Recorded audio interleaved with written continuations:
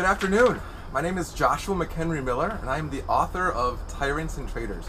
I wanted to first thank Miss Kaylin for inviting me to answer some questions of what it looks like to be an author.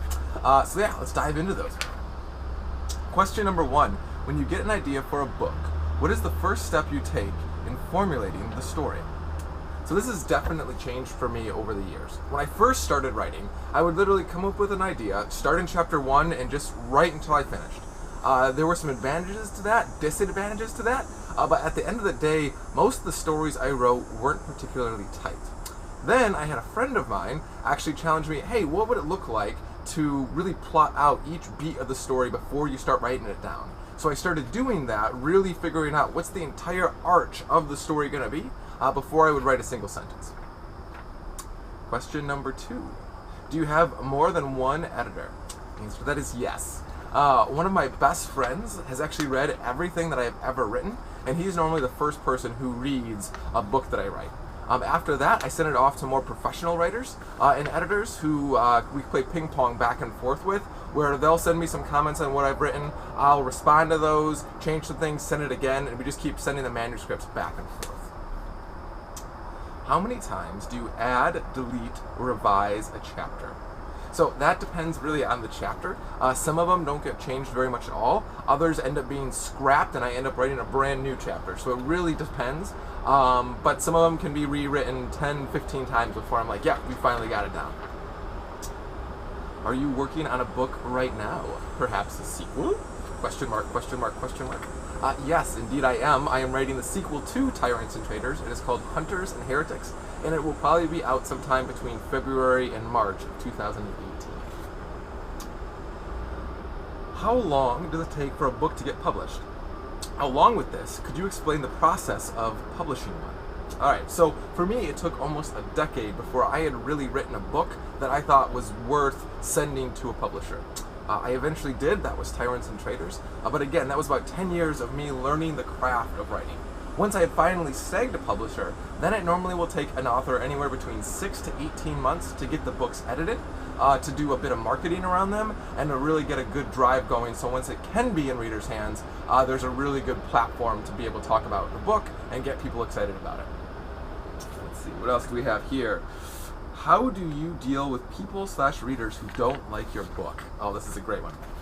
So, I have been very fortunate. My book has been reviewed a lot. Most of them have been pretty gracious, but there have been a few that have been not so gracious. And for me, the biggest thing that I've learned is that as I'm reading a review, I'm trying to figure out, is this person within my target audience? Right? So I wrote Tyrants and Traitors for young adults and for people who really love fantasy adventure stories. There have been some people who have read my book and they're like, hey, that's not my genre, and so they're a little bit more critical of it, and that's okay.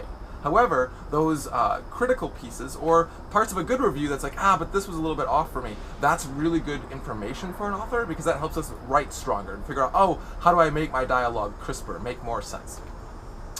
How many ideas do you go through before you are satisfied with one? All right, this is an awesome question. Because for me, it's really helped my writing where I do something called the rule of 10. I come up with 10 different ideas of where a story could go, and then I pick the very best of that 10, and I scrap the other 9. The reason why I do this is because typically the first idea I have tends to be pretty cliche, right? So I'll be like, how awesome would it be for the villain to be the protagonist, the hero's father?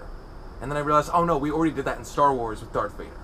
So I really work on writing the most creative thing I can by coming up with 10 different ways a story could go and then picking the absolute best, most perfect moment from those 10. Do you ever have writer's block?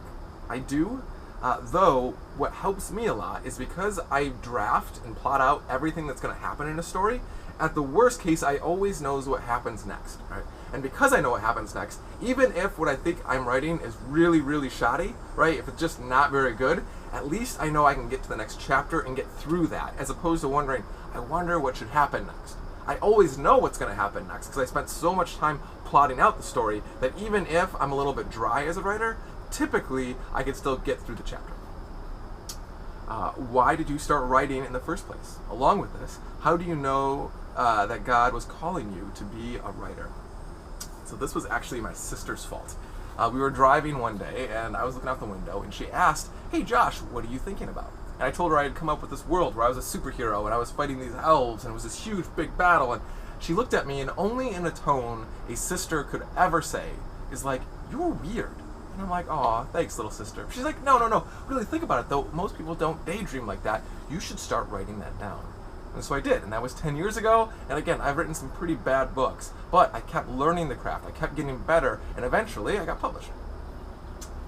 And last but not least, what inspired you to write Tyrants and Traitors?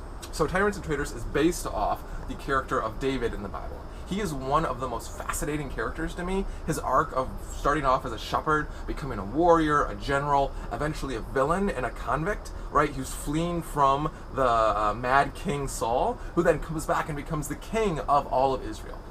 To me, it's just such a powerful story, and I always had a heart to retell it. The problem was I didn't have the tools to tell a story worth telling, and this was one that I didn't want to get wrong. So I really waited a long time before I started working on Tyrants and Traitors. Beyond that, again, Kaylin, thank you so much for the time. I love the opportunity to be able to share with other aspiring writers, and I can't wait to see what you and your classmates come up with. Thanks.